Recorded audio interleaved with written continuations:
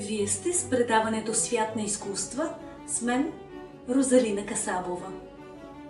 В днешният епизод ще ви разкажа за силата на изкуството и Твореца, чието посоки ни отвеждат към разтърсващи откровения, трансформиращи земния ни поглед над живота.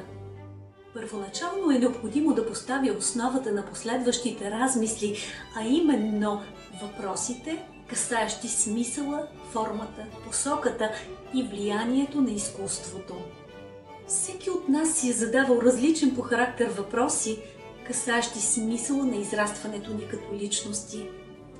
Сходни въпроси бихме могли да зададем и в момент на съприкосновение с изкуството, провокирало нашите сетива.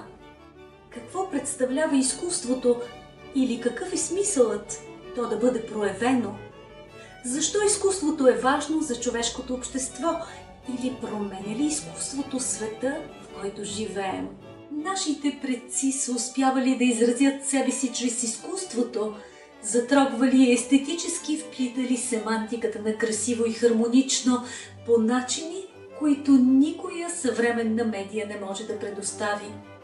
С течение на времето възприятията на хората за изкуството постепенно се изместили от артистично изразяване и лична идентичност до изчисляване на популярност и доходност. Днес много хора гледат на изкуството като на форма за забавление, бързо консумиращо се или като възможност за инвестиция, която да се капитализира. Едновременно жалко и забележително е как толкова креативен и специален феномен като изкуството може да бъде деградирано до студени цифри. Въпреки това, има надежда, че все още можем да откриваме и оценяваме истинската красота на произведения на изкуството отвъд пазарната им стойност, чувствайки ценността и хармонията втъкани в тях.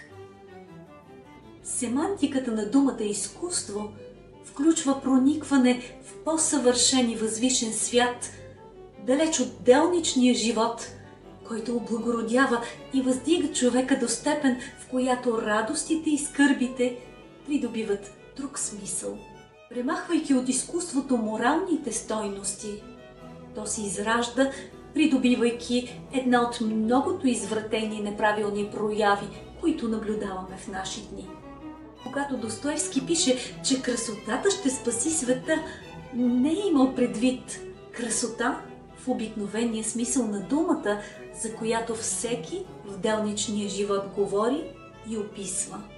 Спасението на света ще настъпи през онази красота, която е качество на живот в свят, в който проникват хората на изкуството в момент на творчески екстаз.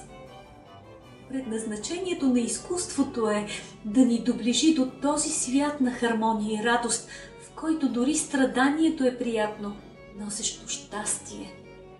Този свят е божествен, в който битува истинското изкуство, докосващо ни през пратениците творци. Току-що казаното ще допълня с 4 стиши и с моята книга Музите. Сред суматоха в избранници Бог вселил бе чудеса.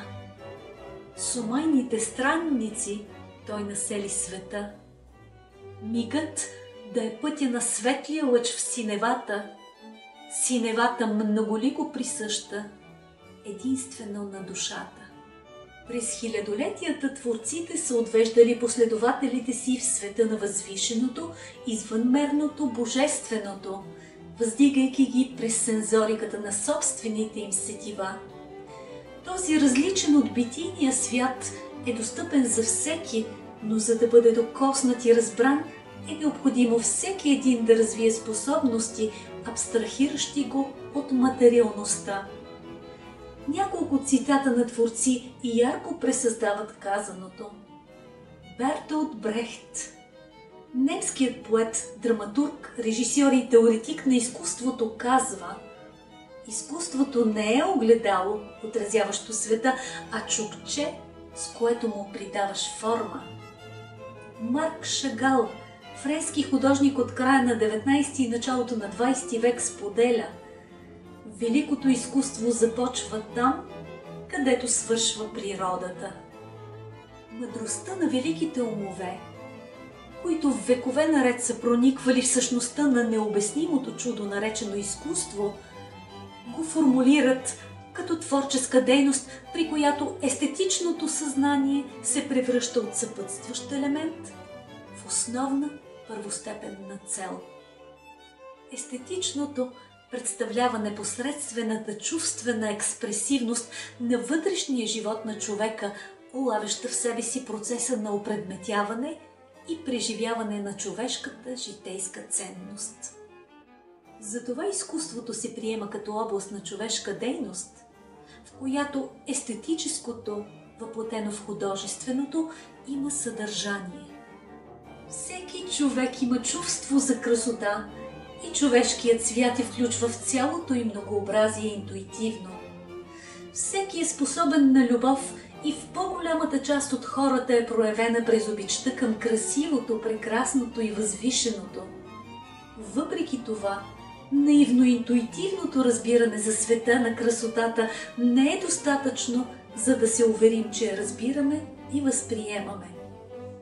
Тук е необходимо да се обърна към философите на античността, като първоучители, формулирали знанието за хармонията на света, красотата и съвършенството, възвишеното и трагичното. Те се обединяват около тезата, че красотата, както и всички естетически ценности, са органично свързани не с мисълта и действието, а с чувството и емоцията, присъщи за изкуството. Сред най-влиятелните антични философи са древногръцките. Платон и Аристотел, чрез различния си маниер, предлагащ безценни прозрения за същността и целта на изкуството, са оставили незалечими белези върху начина, по който възприемаме изкуството и творчеството. В сърцето на философските учения на Платон лежи неговата алегория за пещерата, мощна илюстрация на пътуването от невежеството към просветлението. В Републиката е описано: представете си пещера, в която затворници били оковани през целия си живот, неспособни да обърнат глави, виждайки само празна стена. За тях огън хвърлял сенки на предметите, които виждали, и тези сенки станали единствената им реалност. Те не познавали друг свят. В определен момент един от тях бил освободен. Докато излизал навън, той първоначално бил заслепен от слънчевата светлина, символ на истината и просветлението.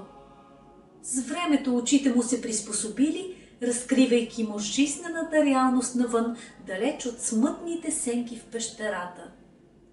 Този външен свят за Платон представлява царството на идеалите, вечна и непроменлива област на съвършенството и истината. И така, къде изкуството се вписва в този алегоричен пейзаж? За Платон изкуството е имитация на нашия физически свят.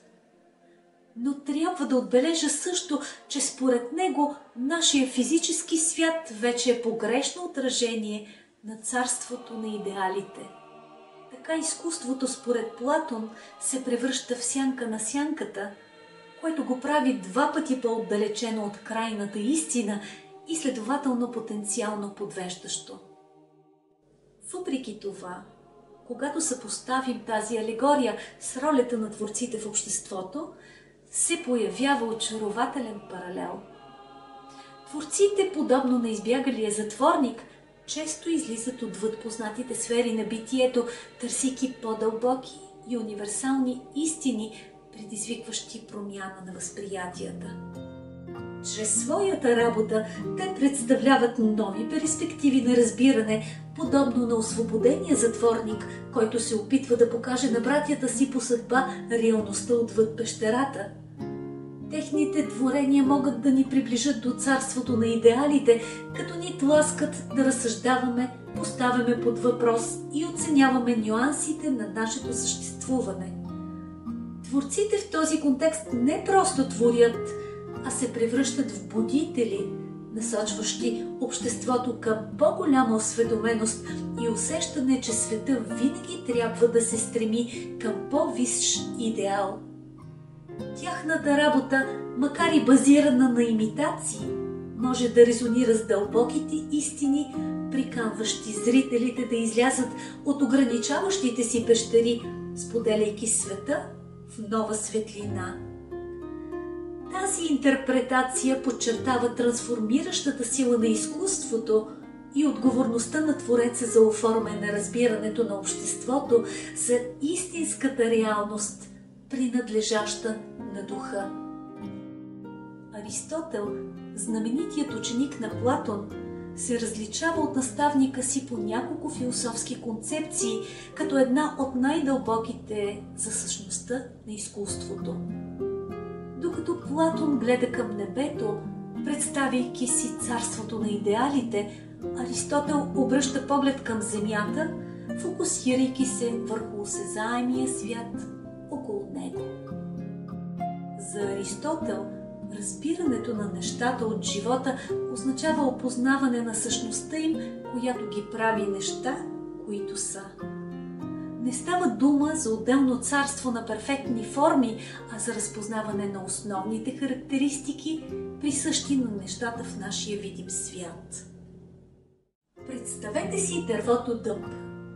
Въпреки че през целият му жизнен цикъл може да бъде разпознат през различни размери и форми, неговата същност на дъб остава неизменна. Това е същността, която творците трябва да се стремят да улавят в работата си според Аристотел. Вместо да имитират само външния вид, те трябва да се стремят да представят по-дълбоката, съществена природа на своите субекти, разкривайки истини, които иначе биха могли да останат замъглени при ежедневното наблюдение. Тази Аристотелова перспектива отразява огромната отговорност на творците, които не остават пасивни имитатори, а се превръщат в проницателни наблюдатели, задълбочаващи се в обследването на невидима субектност, изразяваща основната същност на творбите им. Изкуството се превръща в средство за философско изследване, както и в инструмент за изследване и изразяване на по-дълбоки истини на нашия свят. За пример може да послужат визуалните изкуства. Художникът не просто рисува човек, а се стреми да предаде характера, емоциите и духа на индивида. По същия начин скулпторът не просто оформя камъка, а се опитва да предизвика жизнеността и същността, съдържащи се във формата. По този начин Аристотел препозиционира творците като дълбоки мислители, преодоляващи пропастта между видимия и невидим спектър на субектите, обект на творчеството им. Античните философи Платон и Аристотел се явяват ключ към цялостното осъзнаване и осмислене на изкуството. Докато Платон се рее в царството на идеалите, Аристотел стъпва здраво на земята. Известен с материалистическия си подход, той вярва в изучаването и проникването в осезаемия свят около нас. Всяко дърво, животно или залез крият истини, чакащи да бъдат разкрити. Гръцката философия в изкуството често прикрива съществените различия между Платон и Аристотел, като красноречиво това е представено в емблематичната фреска на Рафаело „Атинската школа“.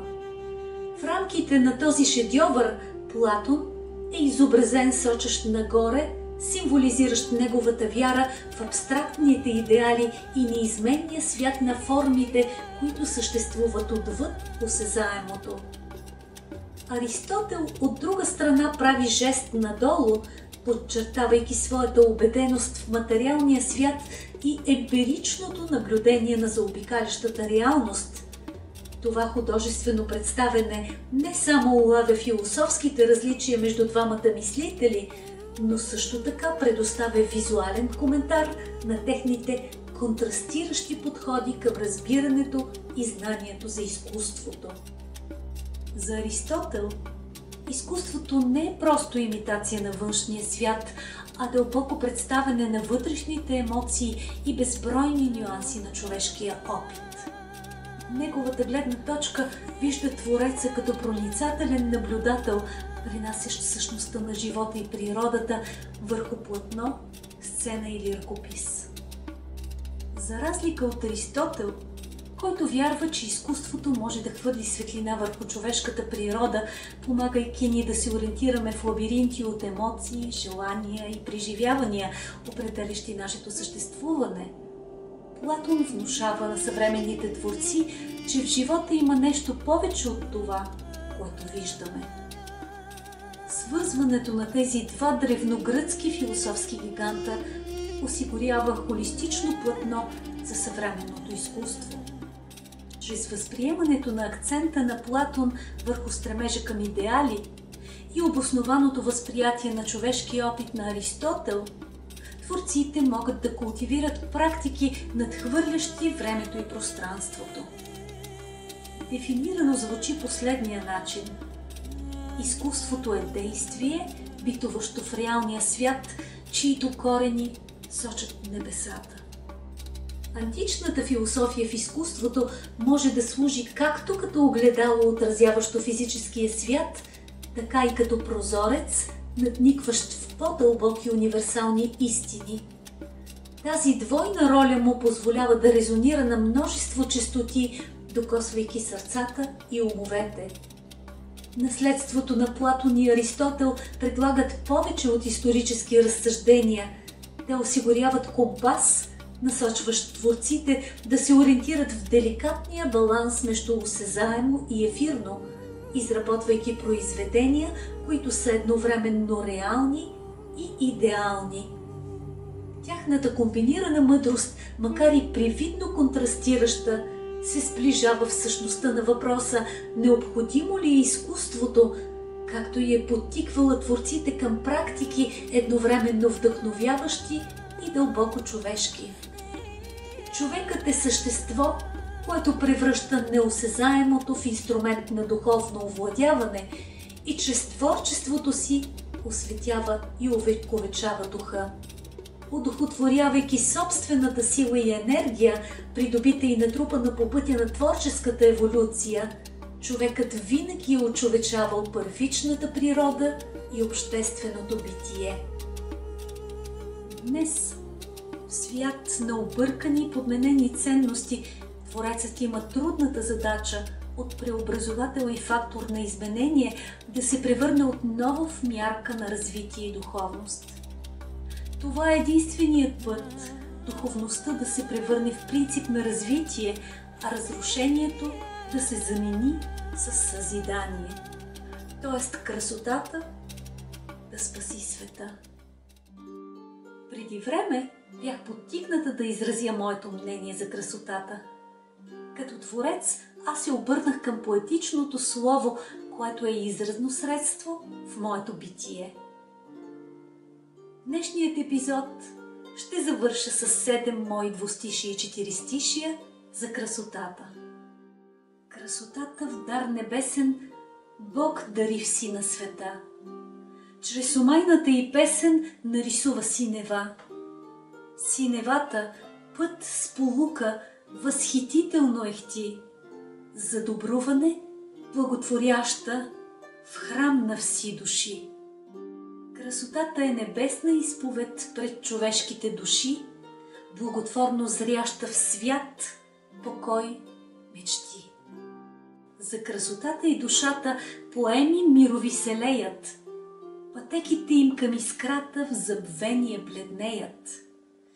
Вси човеци размишляват, за омая славословят, но не истински поставят смислеността в покоя. Красотата е омая, красотата е покоя, красотата е душата, храм на вечност спотаена.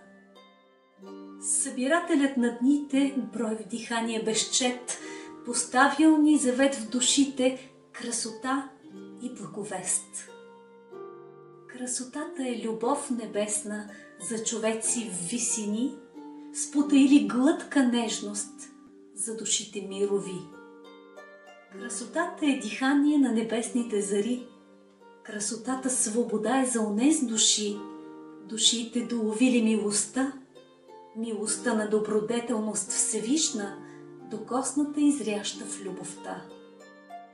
Да бъдеш в красота облечен, в дар даруващ чудеса и в омайната и песен да рисуваш синева. Той послание всемирно за човешките души е добруване всевечно и завет за вси души. До нови срещи, уважаеми зрители!